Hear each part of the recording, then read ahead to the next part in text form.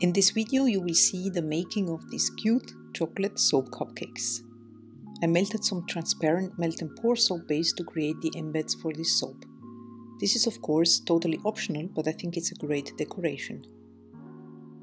I mixed some red shades of mica to create a cherry type of color, and this is just a small ball mold. You could also use a regular ice cube tray, the round ones that you can find in the regular stores. And I will leave all links to all tools and ingredients that I'm using down in the description.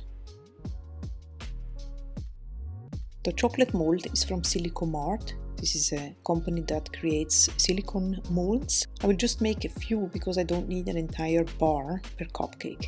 You will see that in just a moment. I like to prepare everything in advance so I can keep control even if unexpected things happen. As you can see, I'm using a coupler today. This is a game changer because you can change the piping tip while using the same bag. You will see more about it later on. I turn the nozzle upwards to prevent the batter from dripping out. The embeds don't take long to fully harden, and they can usually be unmolded in just a couple of minutes because they are so small in size. Do you see the pearly shimmery look that mica creates? Really cool, isn't it?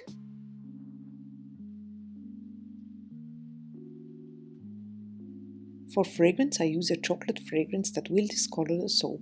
Therefore, I am not using any colorant this time.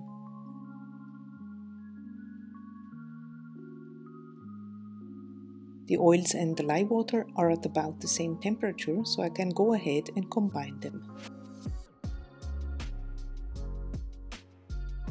I will just stick blend to emulsion.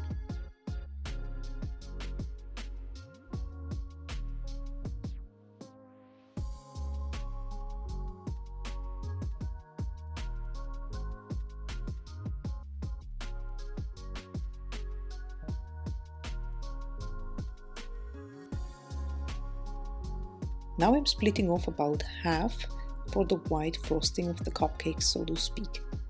It's a good idea to have a measuring cup so you can have an approximate idea how much you need to pour.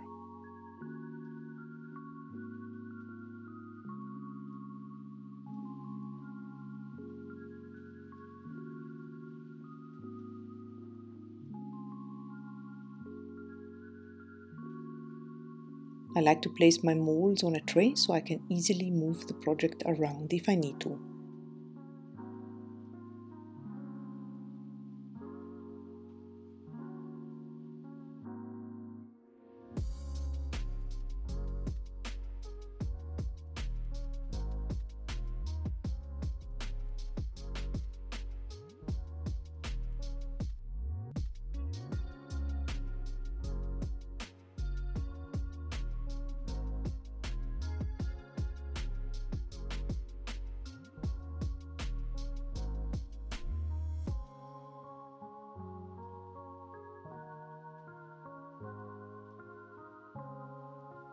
Now for the white part I am using titanium dioxide mixed with water that I keep in a squeeze bottle for ease of use.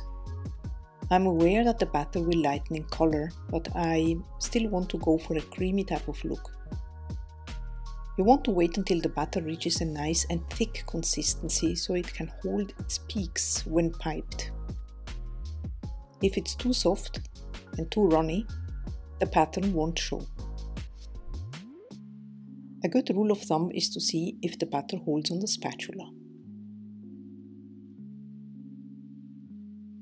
Now I transfer it to my piping bag. By the way, I have a separate video on piping that I will leave in the description for you to check out if you're interested. I will use different tips to show different ways to pipe. The round tip is a very common tip. You could basically create this look by just cutting the piping bag, by the way.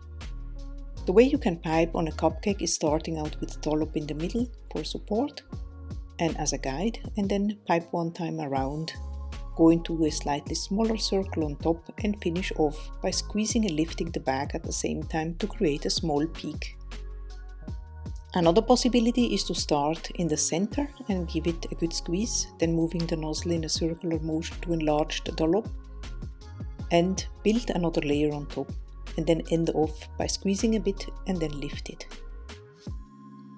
The French star tip is one of my favorite because of its many teeth that create beautiful details. Here are two ways I want to show you.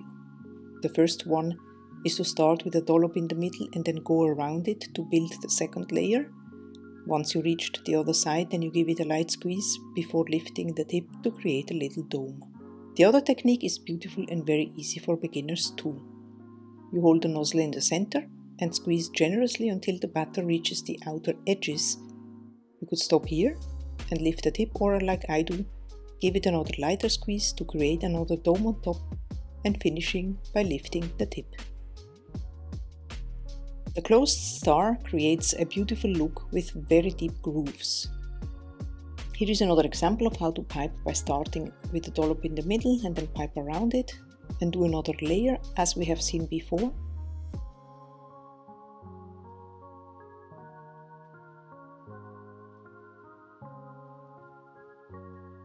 Or you could just stop after the first layer, leaving a rose type of a more flat look.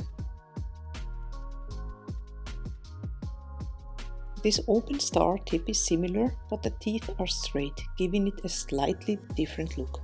You can change the look of the frosting by changing the speed that you use while squeezing the batter out.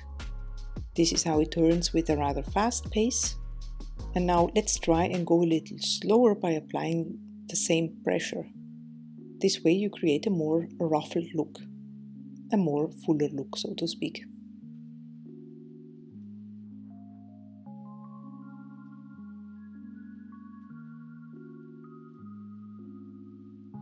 Time to add some embeds on top. Always a very fun part of soap making, in my opinion. I will make different variations this time.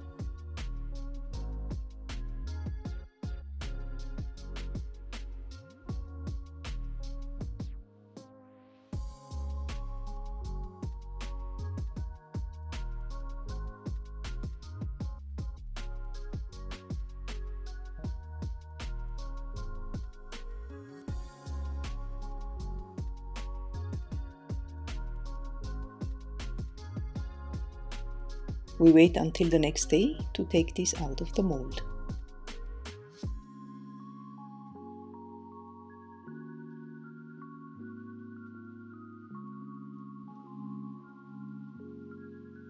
These smell amazing and turned out really cool. And of course, they will discolor over time. And if you don't want to use these as soap, they can also make a great room decoration with fragrance as a bonus. If you are interested in other soap making related videos, check out the playlist on the screen where you can find many more. Feel free to subscribe and see you soon. Bye!